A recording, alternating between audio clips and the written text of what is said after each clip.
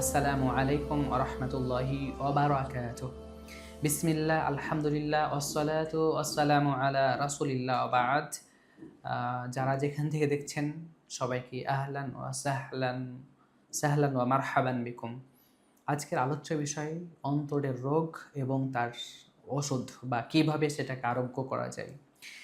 সম্মানিত সুধী, আমরা যদি বাঁচতে চাই, কিয়ামতের দিন লাঞ্ছিত হতে না চাই, তাহলে অবশ্যই আমাদেরকে কলবে সালিম, নিরাপদ আত্মা নিয়ে আল্লাহ তাআলার কাছে উপস্থিত হতে হবে। কেন? আল্লাহ সুবহানাহু ওয়া তাআলা ইব্রাহিম আলাইহিস সালামের কথা নকল করে বলছেন, ওয়ালা তুখজিনি ইয়াওমা ইউবাসুন। নবী ইব্রাহিমকে আল্লাহ সুবহানাহু ওয়া তাআলা বন্ধু হিসেবে গ্রহণ করেছিলেন। তিনি বলছেন, ইয়া রব লা তুখজিন ওয়ালা তুখজিনি ইয়াওমা ইউবাসুন, যেই দিন তুমি মানুষদেরকে পুনরুত্থিত করবে, অর্থাৎ কিয়ামতের দিন, তুমি আমাকে লাঞ্ছিত করিও না। যেই দিন কোনো মানুষের মাল, সন্তান, সন্ততি কোনো উপকারে আসবে না, তবে সেই ব্যক্তি নাজাত পাবে ইল্লা মান আতাল্লাহা বিকলবিন সালিম, নিরাপদ আত্মা নিয়ে, প্রশান্ত আত্মা নিয়ে আল্লাহ তাআলার কাছে উপস্থিত হবে। কলবে সালিম কি, সেটাই নিয়ে আমরা আলোচনা করব। তবে কলবে সালিম আমাদেরকে নিরাপদ রাখতে হবে। নবী করিম সাল্লাল্লাহু আলাইহি সাল্লাম বলছেন, আলা ওয়া ইন্না ফিল জাসাদি মুদওয়াতান ইযা সালাহাত সালাহাল জাসাদু কুল্লুহু, নিশ্চয় মানুষের শরীরে একটি অংশ রয়েছে, যদি সেটা ঠিক থাকে পুরো শরীর ঠিক থাকবে, যদি সেটা নষ্ট হয়ে যায় পুরো শরীরটা নষ্ট হয়ে যাবে। আলা ওয়া হিয়াল কলব, সেটা হচ্ছে অন্তর। অন্তর শেষ, সব কিছুই শেষ। এর জন্য আমাদেরকে অন্তরের রোগগুলা যাচাই করতে হবে এবং সেগুলা কিভাবে দূর করা যায় সেগুলো আমাদের প্রচেষ্টা করতে হবে। আল্লাহ আমাদেরকে সেই তৌফিক দান করুন। আসুন আমরা অন্তরের কয়েকটা রোগ নিয়ে চিন্তা করি বা সেগুলো আমরা সমাধানের চেষ্টা করি। এক নাম্বার রোগ হচ্ছে অন্তরের রিয়া, যেটা আমরা আল্লাহ তাআলার ইবাদতের যোগ্য, সেই ইবাদতটা আমরা মানুষের জন্য করে থাকি। ইবাদতের মানে অর্থাৎ মানুষ দেখানো ইবাদত। এজন্য ফুদাইল ইবনে ইয়াদ তিনি বলছেন যে, মানুষের কারণে যদি কেউ আমল করে তাহলে সেটা শিরক, মানুষের কারণে যদি আমল ছেড়ে দেয় তাহলে সেটা হচ্ছে রিয়া। অর্থাৎ আমলের ক্ষেত্রে আমাদেরকে শুধুমাত্র আল্লাহ সুবহানাহু ওয়া তাআলার জন্য করতে হবে। মানুষের জন্য বা মানুষকে দেখানোর জন্য আমল করা থেকে বিরত থাকতে হবে, এক নাম্বার। দুই নাম্বার হচ্ছে, এটা আরোগ্য হবে কি করে? তাওহীদ বুঝতে হবে, আকীদা বুঝতে হবে। আল্লাহ তাআলা যে আমলগুলো পছন্দ করেন বা আল্লাহ আমল যে পছন্দ করেন, পদ্ধতি কি? একটা হচ্ছে ইখলাস থাকতে হবে, ২ নাম্বার হচ্ছে রাসূল সাল্লাল্লাহু আলাইহি ওয়াসাল্লামের অনুসরণ থাকতে হবে। এগুলা যখন থাকবে, জানবেন আপনি, তখন আপনার রিয়া আর কাজ করবে না ভিতরে। ২ নাম্বার হচ্ছে আল হাকদু ওয়াল বাগদাউ, পরস্পরে কি করা? হিংসা, বিদ্বেষ পোষণ করা, অর্থাৎ অন্তরের মধ্যে এমন রোগ পোষণ করা যেটা প্রতিশোধ পরায়ণ। এমন যদি রোগ থাকে তাহলে সেটা আমাদেরকে প্রতিহত করতে হবে। কিভাবে?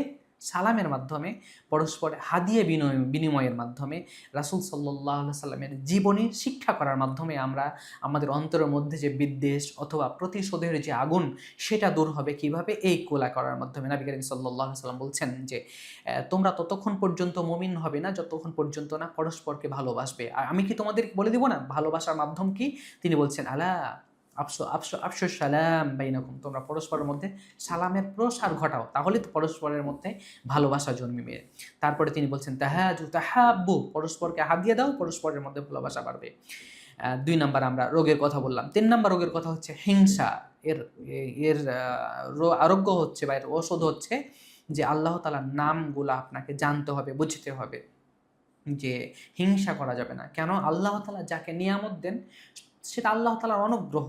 আল্লাহ আপনাকে দেননি, হয়তোবা পরকালে দিবেন, এটা আপনাকে চিন্তা করতে হবে। মানে আল্লাহ যে আল্লাহ যে হচ্ছেন মান্নান, মানুষকে দেন, অনুগ্রহ করেন, এটা আপনাকে বিশ্বাস করতে হবে। আল্লাহ সবাইকে সব অনুগ্রহ দেন না, এটা হচ্ছে আল্লাহ তাআলার পরীক্ষা। হিংসাটা কি? হিংসা হচ্ছে যে আল্লাহ কাউকে কোনো নিয়ামত দিয়েছেন, সেটা কিভাবে ছিনিয়ে নেওয়া যায় অথবা সেটা কি যেন চলে যায়, এটা হচ্ছে হিংসা। হিংসাটা কি জানেন? হিংসা হচ্ছে ৩ ভাবে হয়। এক যে প্রথম স্তর হচ্ছে আল্লাহ যেন ওকে নিয়ামতটা দিয়েছে সেটা যেন উঠিয়ে নিয়ে যায়। ২ নাম্বার হচ্ছে যে আল্লাহ যে ওকে নিয়ামতটা দিয়েছেন, এই নিয়ামতটার জন্য উঠে যেন অন্য কারোর কাছে চলে যায়। ৩ নাম্বার হচ্ছে ওই হিংসা, ওই যে নিয়ামতটা দিয়েছে আল্লাহ সুবহানাহু ওয়া তাআলা ওকে, ওই নিয়ামতটার জন্য ওর কাছ থেকে চলে এসে ওই ব্যক্তির কাছে আসে, এটা সবচেয়ে নিকৃষ্ট। এই যে হিংসা, এগুলো থেকে আমাদেরকে বাঁচতে হবে। আল্লাহ তাআলা যাকে ইচ্ছা দেন, যাকে ইচ্ছা তা দেওয়া থেকে বেঁচে থাকেন। যদি আমরা তাকওয়া অর্জন করি তাহলে আল্লাহ আমাদেরকে দিবেন। 2 নাম্বার বা 3 নাম্বার বা 4 নাম্বার যদি আমরা অন্তরের রোগ বলি, সেটা হচ্ছে অহংকার। শুনুন, অহংকার শুধুমাত্র আল্লাহ তাআলার সাথে যায়, অন্য কারো সাথে যায় না। যেমনটা নবী করিম সাল্লাল্লাহু আলাইহি সাল্লাম বলেছেন যে, লা ইয়াদখুলুল জান্নাতা মান কানা ফি কলবিহি মিসকালা যাররাতিন মিন কিবরিন, যার মধ্যে সরিষা সমপরিমাণ অহংকার রয়েছে, সে জান্নাতে যাবে না। তারপরে নবী করিম সাল্লাল্লাহু আলাইহি সাল্লাম বলছেন, ইন্নাল্লাহা আওহা ইলাইয়া আন তাওয়াদু, আল্লাহ তাআলা আমার কাছে ওহী করেছেন আমি যেন মানুষের সাথে বিনয়ী হই। তাহলে এই অহংকারের এটা আরোগ্য হচ্ছে বিনয়ী হতে হবে। আপনার বড়ত্ব প্রকাশ করা যাবে না। সবসময় বিনয়ী থাকতে হবে, যেটা নবী করিম সাল্লাল্লাহু আলাইহি সাল্লামের কাছে আল্লাহ তাআলা ওহী করেছেন। আল্লাহ তাআলা বলছেন, ইন্না আক্রামাকুম ইনদাল্লাহি আতকাকুম, তোমার মধ্যে সেই উত্তম যে আল্লাহ তাআলাকে বেশি ভয় করে। অন্তরের অন্যতম একটি রোগ হচ্ছে দুনিয়া ভালোবাসা। আমাদেরকে দুনিয়া ভালোবাসা যাবে না, দুনিয়াকে প্রাধান্য দেওয়া যাবে না। আমাদের মূল টার্গেট থাকবে আল্লাহ আখিরাত। আখিরাতের জন্য আমরা সব কাজ করব। দুনিয়া যতটুকু প্রয়োজন ততটুকু করব। দুনিয়া যদি আমরা বেশি নিই, তাহলে আল্লাহ যেভাবে বলেছেন সেইভাবে আমরা ব্যয় করার চেষ্টা করব। আল্লাহ সুবহানাহু ওয়া তাআলা আমাদেরকে অন্তরের রোগগুলা যেন আমরা যাচাই করতে পারি, বাছাই করতে পারি, এবং সেই আরোগ্যগুলা যেন আমরা জানতে পারি, যেগুলো আমরা বললাম, সেগুলো যেন আমাদের জীবনে, পারিবারিক জীবনে, অর্থনৈতিক জীবনে, রাজনৈতিক জীবনে, সামাজিক জীবনে যেমন প্রয়োগ করতে পারি। আল্লাহ আমাদেরকে সেই তৌফিক দান করুন, আমিন। আসসালামু আলাইকুম ওয়া রাহমাতুল্লাহি ওয়া বারাকাতুহু।